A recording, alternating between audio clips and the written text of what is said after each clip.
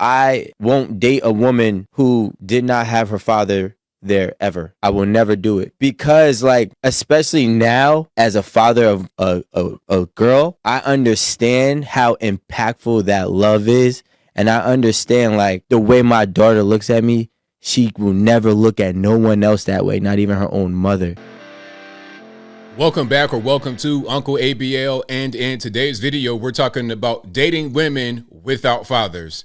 Now, this is going to be a very sensitive issue. People are going to be upset. They're going to hit the thumbs down button before they actually watch the video, because they're going to say, well, look, ABL, not everybody is so privileged to have a dad in their life. Why do you think that women who did not have a dad growing up don't deserve love? It's not even about if they deserve love. It's not even about trying to stigmatize women who grew up in a single parent household raised by a single mother. It's not even about that. It's about, if you want to date a woman who was raised with no father, there's going to be challenges and you need to be ready for it. And if you're not ready for it, if you don't want to deal with it, then I advise you don't deal with it. It's as simple as that. And this is going to be kind of a complex conversation, because it's not just as cut and dry as, well, if she had no dad growing up. There's a lot of things that go into it. She could have had a dad growing up, but it could be a toxic relationship. Maybe she did not have a dad growing up, but her father gets along with her very well now. So there's a lot to it, but generally, if there was no dad growing up, that's going to be a very, very difficult relationship for a variety of reasons. And before I get into the reasons, let's get to the clip. Shout out to 8 at the Table podcast on YouTube. You guys check them out. This is from their Instagram page, and there's probably a fuller video on their actual YouTube page about the topic. We're going to get through this, and then I'm going to give you my 2 cents. So without further ado, let's go ahead and roll it. I won't date a woman who did not have her father there ever. I will never do it because, like, especially now as a father of a girl, I understand how impactful that love is. And I understand, like, the way my daughter looks at me, she will never look at no one else that way, not even her own mother. So if that is absent in a woman, I feel like that is potentially a recipe for disaster for her to go down the wrong path. It's a void that I believe can't be filled by anything else. It doesn't matter how much money. It doesn't matter about a step parent.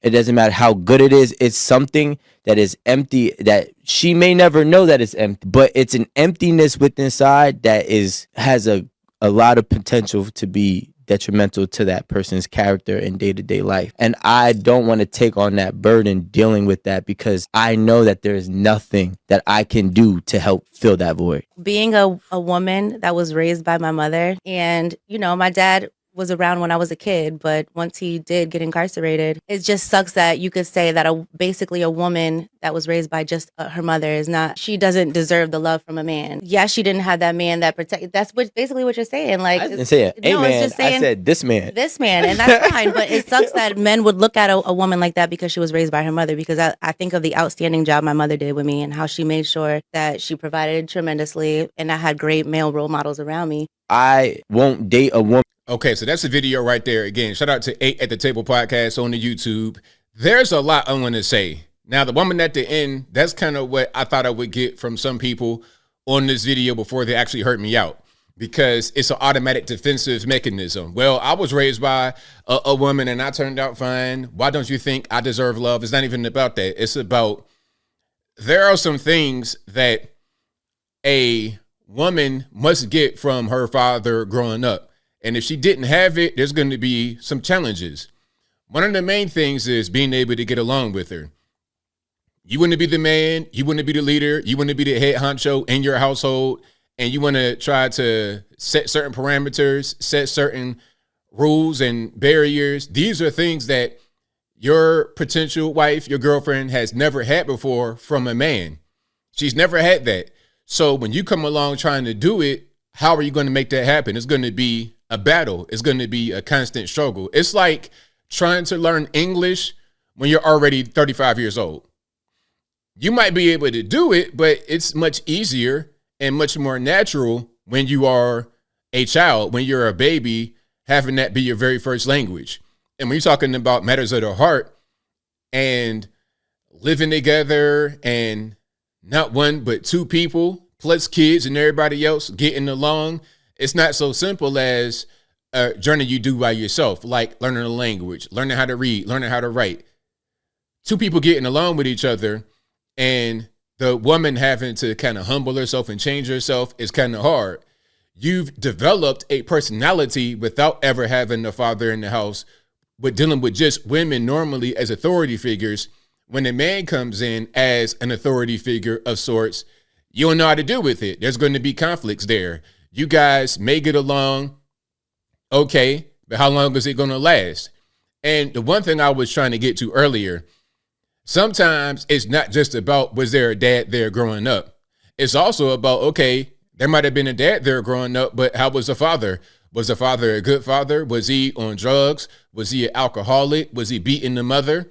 See, that can also be a bad relationship. So the woman may see abuse as a way to communicate love because that's all she ever saw.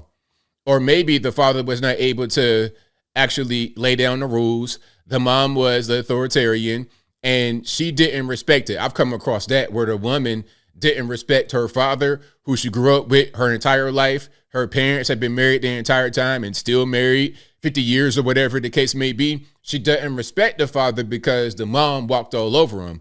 So she's coming to you, wanting you to almost be abusive to counteract the image she had of her father in her brain.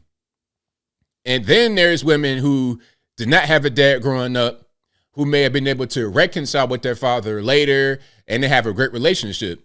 So it's not always as cut and dry as was there ever a father, but that's a general rule of thumb. If there was never a dad, if there was never any male authority figure, if there was never that love, that connection, and that hole is there, that emptiness is there, that void, if that void is there and it's not filled and she can't recognize it, you trying to come in and fix it, you're going to have a hard time. A lot of times therapists can't fix these problems. So how do you think you, as a regular normie who has no profession in mental health, how do you think you're going to be able to fix it at all if a lot of times mental health experts cannot fix it? You're not going to be able to do it. So your best bet would be to avoid these kind of individuals. Now, again, some are going to say, well, what about the men? Because I'm seeing some of the comments on the Instagram. One comment right here says, and you men with no fathers, will you stop dating? What does that got to do with what the man was talking about? At the end of the day, I'm sure there's issues with men who had no dads growing up. I'm sure, but I don't know anything about that. I'm not a woman and I'm not gay. So how would I know how that would affect somebody in a relationship? I have dealt with women who have father issues, daddy issues in my real everyday walk in life, actually being with them, living with them, dating with them, communicate with them. I've had those experiences. And usually it's all bad. The best girls to date, in my opinion, maybe some of you guys are different, but the best women to date would be the women who were daddy's girls when they were coming up. Women who adored their fathers and loved their fathers. And when they grow up, they're looking for somebody that can fill that kind of role that their dad had in their life. Okay? That's what they're looking for. And if you have someone with similar characteristics, you're a strong person, you got your head on straight, you're smart, you're a protector, provider, whatever the case may be. If you could fill those roles the same as her father did, and she loves her father, then she'll love you. But if you have those roles and there was never a man to represent that in her life, there was never a man to give her that kind of non-sexual attention, that love with no strings attached, okay? If she was never able to get that from a man, and here you come giving it to her, she's not really going to understand how to respond. And again, therapy might be able to help things of this nature, but it's going to be a difficult road. And to a lot of you guys, I suggest you don't do it. You can if you want to, but if you do it, be ready for conflict. Be ready for a battle. Be ready for a lot of dysfunction, because it's not even her fault necessarily. But when you grow up like that, that's the kind of environment that's going to bring that to the forefront. Simple as that. And that's pretty much all I got. Whatever your thoughts are, please let me know in the comments below. And that's all I got to say for this video.